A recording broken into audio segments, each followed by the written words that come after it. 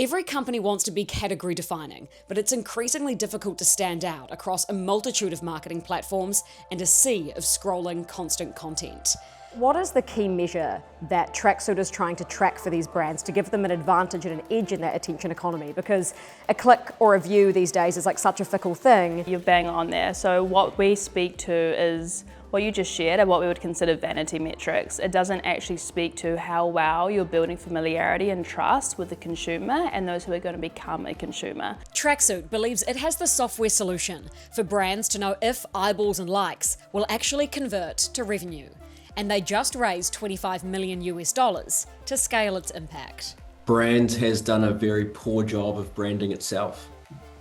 And so our mission and our vision is to have our brand data in every boardroom, but also be the common language to help measure and communicate the value of brands.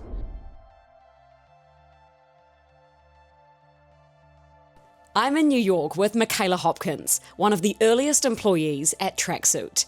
She was one of the first hires by the two co-founders, Connor and Matthew. They'll feature later on in this episode because ladies first.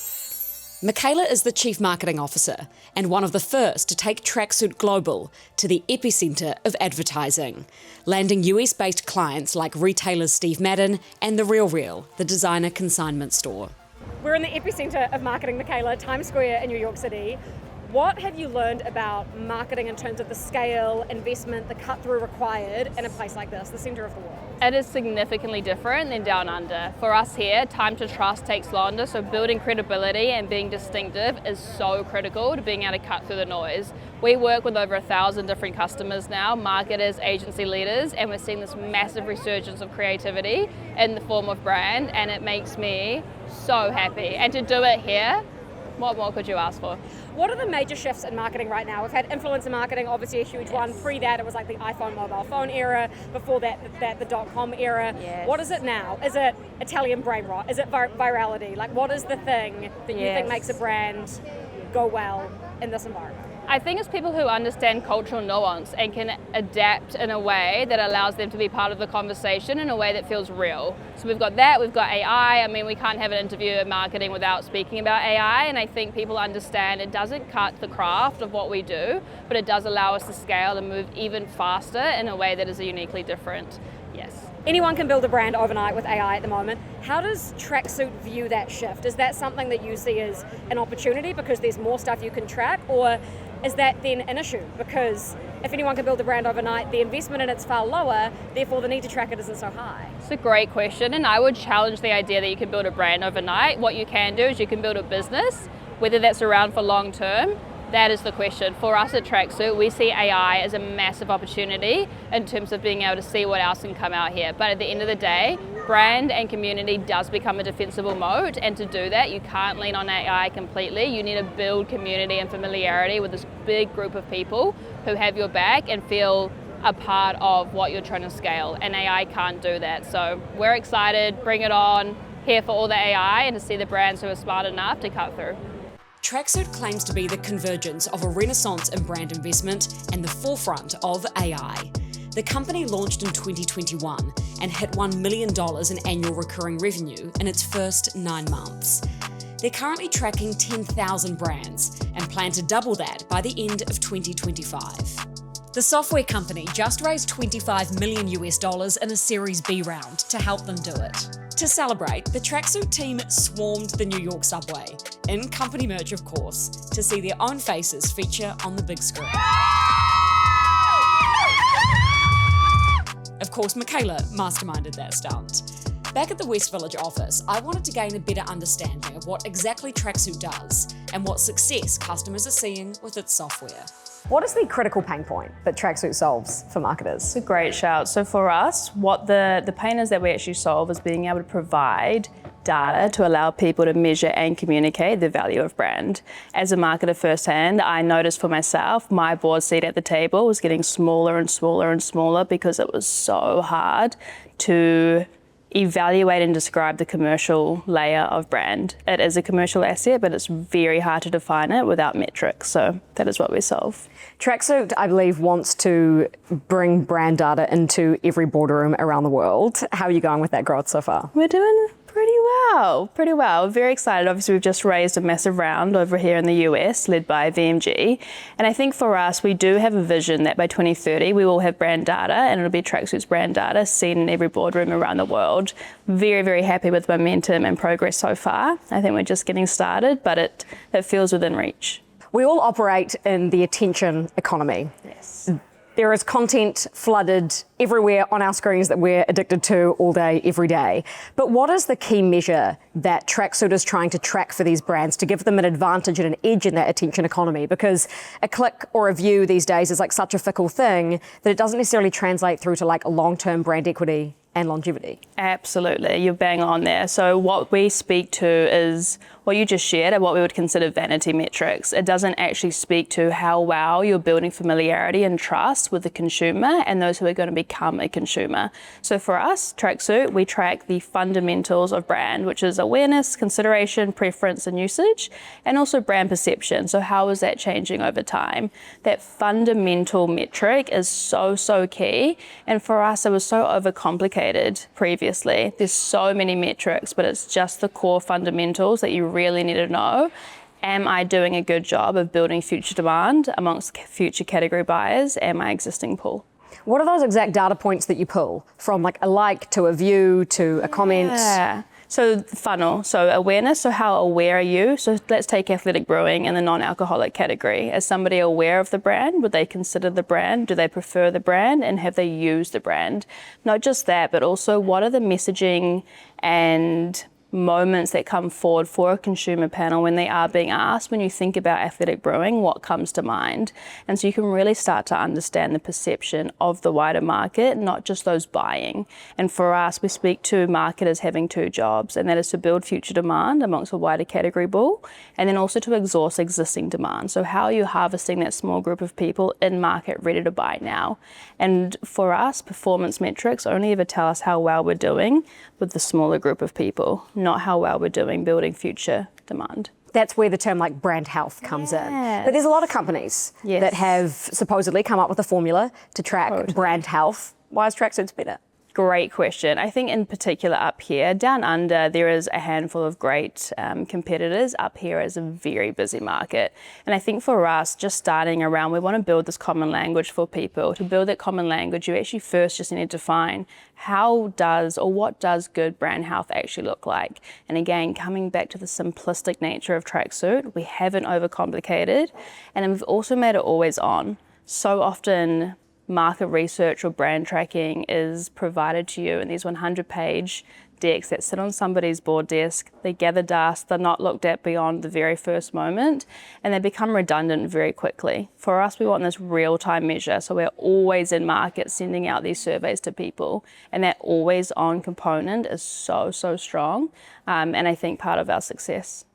Especially when it comes to virality, because virality can hit overnight. Totally. It can be huge, and brands need to leverage that really quickly to make a moment, right? To get some brand equity and further leverage something that they're doing online. How does Tracksuit's real-time data give a brand that edge to be able to act upon something quickly? Take, for example, Airbnb acting on like Alex Earl's accommodation issue in Europe. But that's the exact example that brands have to drive at the moment. Absolutely, and I think that's a perfect example of you can have a moment of strong awareness, a burst of virality, or some moment that makes people more aware of you. But just because somebody's aware of you doesn't mean that they would naturally put you in their consideration set. And so if they can see an uplift in awareness, the job is simply not just to drive broad awareness, but it's actually how do I make this consumer like me? How do I make sure that this consumer feels like they can trust me? And it's moving them down the funnel. So how do we take that big pool of people who are aware of us now and convert them into consideration? We know that for most brands, there's only 3 or 4 brands in any consumer's consideration set at any given point. And so you are fighting on that shelf. If you're an FMCG and you've got 200 other non-alcoholic beers that they're choosing from, 3 or 4 is what's in the consideration set. So what are you doing to build that positive familiarity and trust to move them from awareness down to consideration? Conversion is that critical question at the board table, right? The return on ad spend. Absolutely. If you're investing that money into that brand campaign, how do you actually convert that to customers and sales? That's it. What do you think most brands are doing wrong?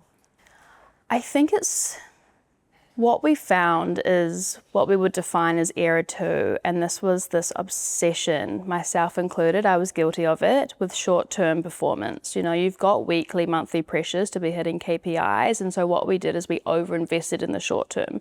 We over-invested in exhausting that very small group of people to the point that there was nobody else to convert. And so that cost of acquisition grew, it skyrocketed, and businesses plateaued. I often use this analogy of the slot machine. For us, when performance channels were blowing up and we knew that we could get $1 in, $1.50 out, it was a very easy way to grow very fast over 1 to 2 years. But what started happening is that $1 in became $1.20 out. $1 in, 80 cents out. It's a race to the bottom. Absolutely, yes, because people hadn't invested in building brand equity and had built these business models on an unsustainable model. So what does the brand equity piece look like then? Can you give me an amazing example? I mean, the one that comes to mind for me is like Nike's Just Do It. Yes. How does a brand come up with something so creative that translates through cultures, through languages? Yeah, I think for me, if I was to actually define what does brand mean, it's how people think and feel about you and talk about you when you're not in the room. And so that expands past just the module of advertising, right? It is everything. It is your place, it is your promotion, it is your pricing, it is the entirety of that modular system that actually defines how somebody thinks and feels about you.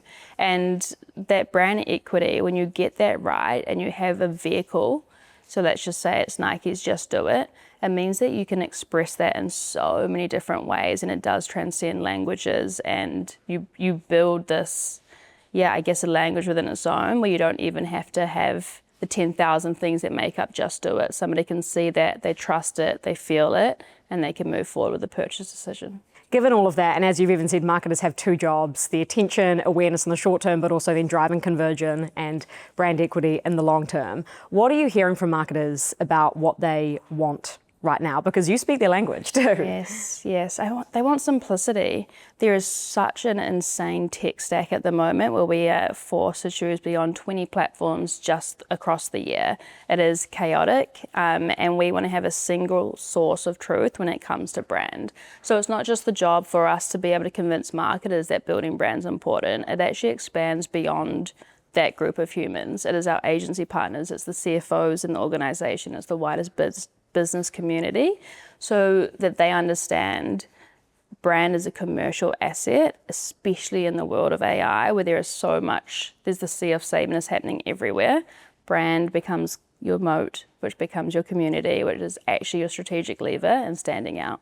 These tech companies give marketers all the analytics, and you make the point that across platform there is so much noise. Yes. But these platforms are getting better at that. For example, the show goes on YouTube, and YouTube gives me incredible analytics right down to the exact age and location of where a viewer is and how much they're engaging with my content. Is that competition for Tracksuit? I don't think so. I think for us, we're really excited by the build or the partner path for us. And I think what that looks like is if we can get really clever with our integrations, it means that we can become that central source of truth, that we can integrate with other platforms that ask people and respondents different questions in different ways. So for us, it's not, brand tracking has absolutely been the wedge, and for that it's been so important for us to build trust in the agency partner world and marketers.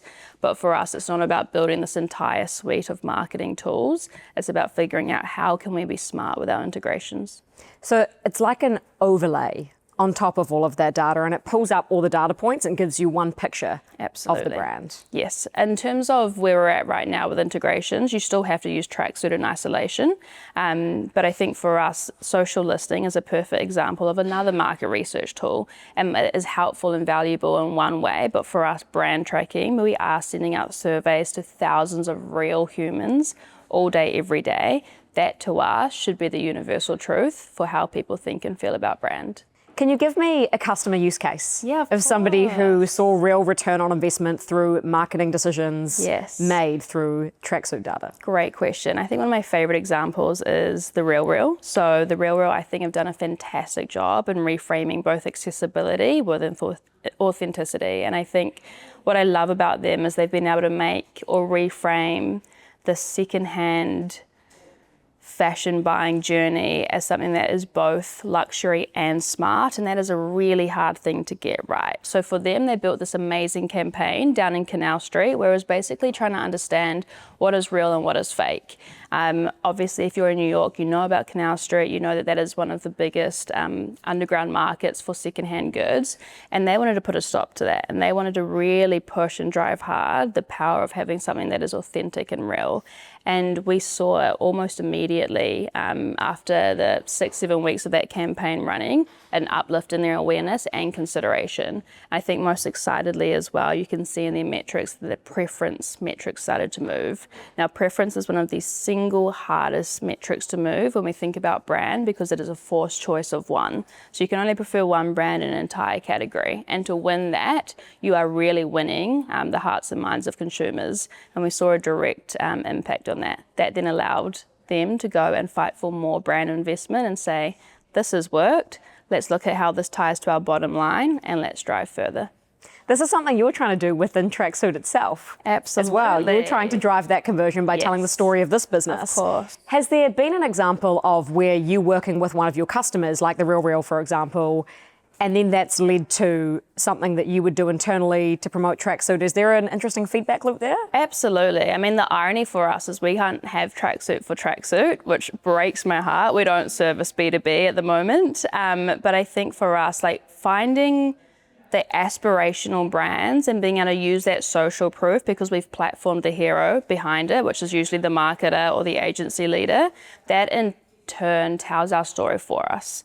In particular, in markets where we don't have that credibility, they've got the influence to drive that forward. And so that feedback loop has been phenomenal for us to be able to say, we're not actually just selling software, we're selling career currency. And if we can help that marketer tell our story for us, it's only going to come back and allow other marketers to do the same. That's a question I wanted to put to the co-founders. When would they expand beyond consumer categories? And what are they using their fresh funding for? I had a chat to Connor and Matt via Zoom because they were in their London office, having just left the Cannes Lions International Festival of Creativity, effectively the Oscars for advertising. And after it, they were as inspired as ever. We're going to have the most accessible brand data platform in the world. So there are a lot of people who need to understand what's happening with awareness, consideration, preference for brands, whether they be agencies or CMOs or media companies. And we happen to have the biggest, cleanest longitudinal data set in the world for how brands grow. So folks want access to that. So, right now we've built the world's best brand tracker that we, work with CMOs on every day to help them manage their brands. And there are other folks that we want to, sort of give access to that data to improve how they interact and think about building for the long term. I understand that Tracksuit is B2C. Is there a plan to make it B2B? Oh, that's a very, very B2C. Do you think we're going to go B2C? No, B2B. Yeah. The question is, we're B2C right now. Are we going to go to B2B? We have such a big job still to do in the consumer industry. So the absolutely focus right now, B2C. But we're always exploring, like, where does Tracksuit go? What does the next years ahead look like? But the job to be done right now is continuing focusing in that consumer space. Is there demand? Are you guys getting questions and inbound requests from that corner? Totally. Yeah, I think something like 25% of our inbound leads are asking for B2B tracking. But then there's other exciting things like, can you track creators and influencers, famous media folks? People who have their own brands. So that's also a possibility, but we would consider that still like the consumer space, because you're kind of tracking how consumers interact with those brands. But that alone just proves how early you guys are on this journey with all these areas that you can still expand to. Yeah, I mean, what we've brought to the market the last 4 years is brand tracking was historically only available for large enterprise businesses spending hundreds of thousands of dollars on market research with full integrated teams and consultancies, and no one else was able to afford it or run it or do it. And so, half of what we see is people using Tracksuit where they might have only done brand health tracking once or twice a year. And for about the same cost, they can get it all the time. way more accessible.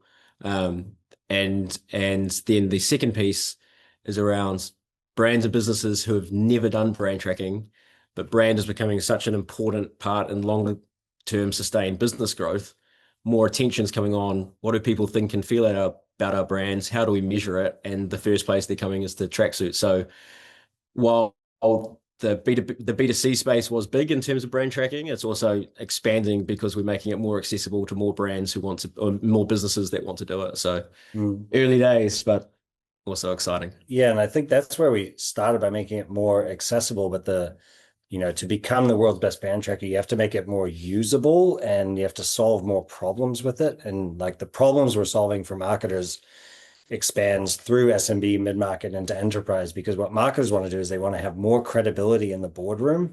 They want to be able to point to like metrics to show whether their brand building is working, because they've been kind of beaten over the head for clicks and revenue for the last 15 years. Like that's what marketing was measured by. Are you getting clicks and revenue? And there's this whole other part of marketing, a bigger part of marketing, which is building future demand and building like brand sentiment and brand love amongst folks who aren't ready to buy today. They're not going to click, but they will buy you in the next 3 months, the next 6 months, and the next year. And so what marketers are measuring with Tracksuit is like, how are they doing with those people? Are they marketing well to those folks who are going to buy tomorrow or the next day, but they're not going to click an ad today? I'm interested in how that adoption push is going. If the aim is to make Tracksuit the software that is used to track brands in the biggest boardrooms around the world, I imagine there's a bit of a mindset shift that's needed with that to make them turn to Tracksuit to speak that language. How are you finding that? I think, yeah, I mean, brand has done a very poor job of branding itself.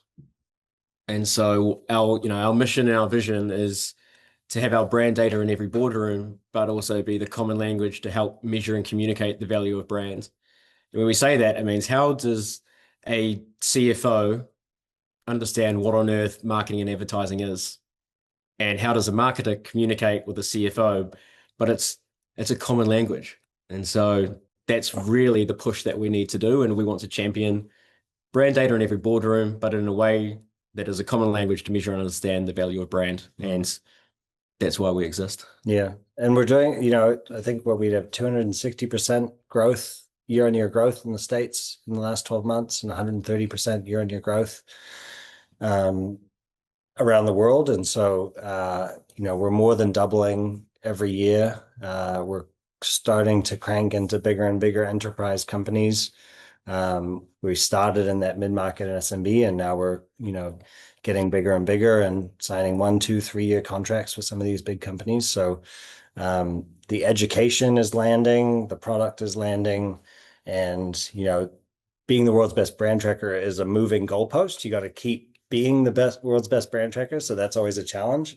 So we got to keep like driving and iterating on our core product while also adding as much value through new products to like the ecosystem that surrounds our core customers. I'm keen to get into the revenue and business model of Tracksuit with you guys. And as you mentioned there, some of these customers are signing multi-year deals. What is the typical subscription length and process for the customers that you're signing on? Is it like monthly subscription or annual, multi-year typically? Yeah, we're a pretty pure play SaaS product, software as a service. So we don't sell contracts that are under 12 months long. And it's good business model, and it's normal for software as a service, but brand is also a long-term play. Like it's our customers, the champions within a company that buy Tracksuit, they need a year to actually change the minds of folks who are very focused on, sorry, we'll turn that off, who are very focused on performance marketing, and they need to kind of change their minds. So, you see this journey of a customer that comes through Tracksuit, they sign up, they get their first dashboard, within a couple of weeks, and it shows all of the surveys that we've completed for them, and it shows their awareness, their consideration, their preference, their brand sentiment, and they're immediately like, wow, and they go tell the founders or board or C-suite, whoever it is, about where their brand sits in the market, and then they set a strategy off the back of that to go buy media, go do some marketing, and they see how that works over the year. And you need a long time for that kind of strategy to play out So yeah, if we can sell 2 and 3 year contracts, it actually is helpful for our customers because it takes time to build brand. So we're aligned around that. That's an interesting point. That suggests that your customers are pretty sticky. So once you've got them using Tracksuit, they're kind of hooked.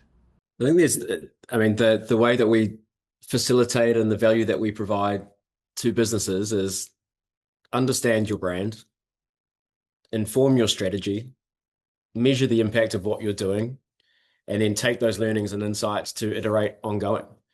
And if we can play our role and our customers are growing better brands and better businesses than companies that aren't using Tracksuit, well, then that's a measure of success for us.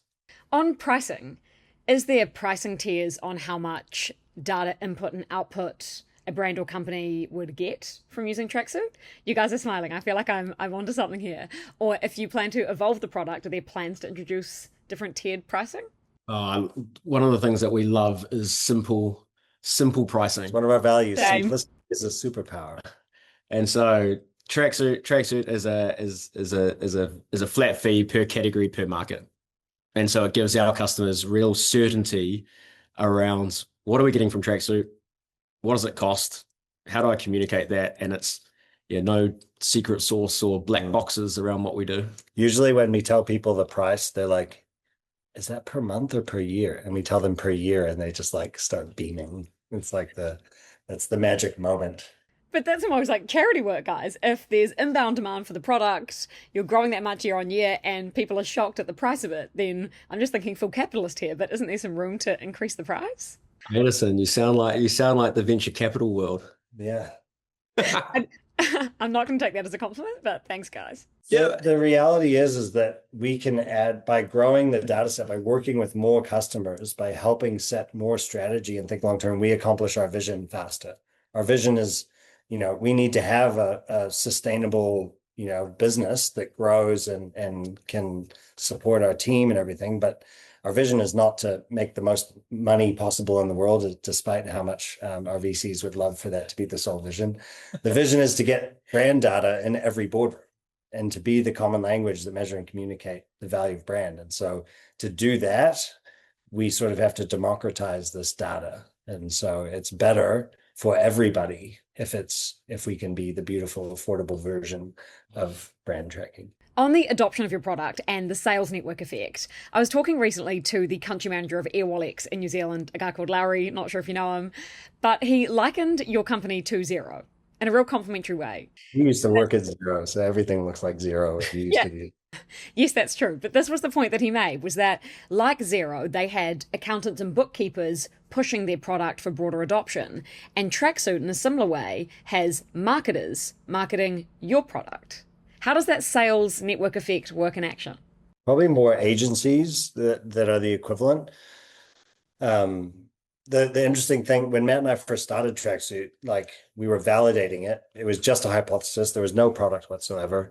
And we wrote down 100 names of like people that might interact with brand tracking. So CMOs, agency leads, like strategists, all these different types of folks. And we signed up 10 customers with CMOs by the 68th conversation, but we also realized that like every single person we talked to wanted access to this data to help them do their jobs better. And so we kind of realized there were all these little mini flywheels that surrounded brand tracking data, and agencies use this data for pitching.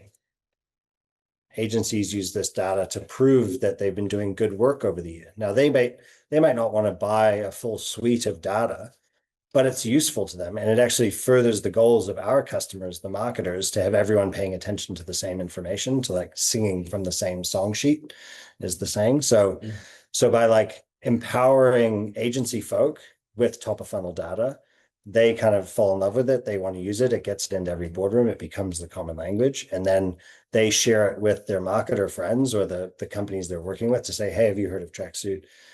You can get your brand tracking for 1/10 of the price of old mate that you're using it with over there. And it's purple and fun to use. Yeah. So go do that. The role with agencies is if we can facilitate agencies to have better, more productive conversations with their clients, to get the right buy-in, set the right benchmarks, measure the right things, prove the right impact, increased confidence because the results are being hit. Like that's our role to play in the agency brands relationship.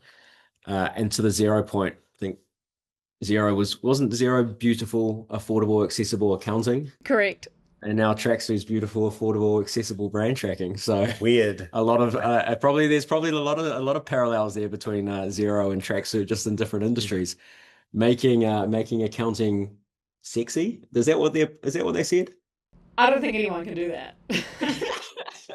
That's like too good. People might not have said that about market research anyway. I don't know that there's anybody that grows up coming through schooling saying, "What do you want to be when you grow older?" And they say, "I want to work in market research." And Tons of people say that. well, that's what we want to change, isn't it? That's what we want to change. Market research. Well, I think they'll be saying we want to work at Tracksuit, right? That's right.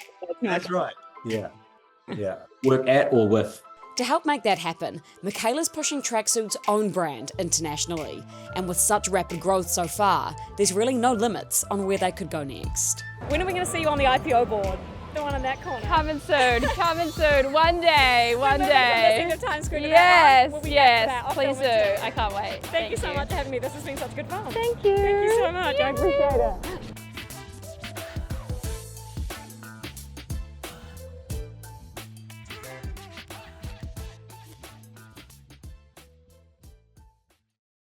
Thanks for watching Markets with Madison. If you enjoyed this interview, please hit the like and subscribe buttons below.